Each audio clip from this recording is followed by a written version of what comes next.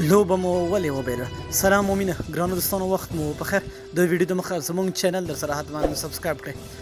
ګرانو دوستانو، افغانستان خپله اتمه لوبه هم د پاکستان د وبایلله. دوستانو تاسو خپله هم وکتله چې افغانستان ډېر ښکلی، ډېر په زړه پورې بالینګ او په زړه پورې بیټینګ یې وکړه. ان تر دې چې افغانستان او پاکستان ترمنځ کومه لوبه چې وشوه، پاکستان تر دې کوم کسان چې په ګراوند کې ناست وو هغوی هم په ژړا شوي، یعنې د پاکستان ټیم ډېر تر پرشر لاندې راغلی و. دوستانو لوبه مو ولې وبایلله، ولې مو ونه ګټله؟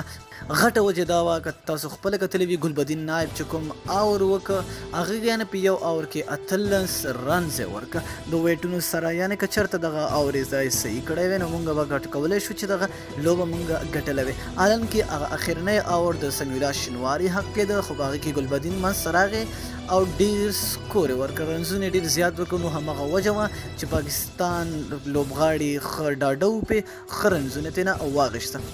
او که تاسو یاد شي ګلبدین نایب کومه ترو چې ورته وکړه هغه داسې ترو که هغې نیولی وی او وکټ یې ویستی وی، یا که ویشتی وی یا که نه وي ویشتی نو هغه رنز به یې نه اخیسته. نو هغه په اخرني اور کې چې کوم 2 رنز موږ نه واخیستل، تر ټولو غټه وجه همغه هم وه که چېرته وکټ یې نه وي ویشتی او که چېرته سم ترو یې کړی وی او وکټ کیپر دغه بال نیولی وی نو کیدای شي چې افغانانو دغه لوبه ګټلی وي. خو دوستانو زه وایم چې پاکستان او افغانستان دواړه سره یو دي، دواړه ټول سره پښتانه دي، مسلمانان دي.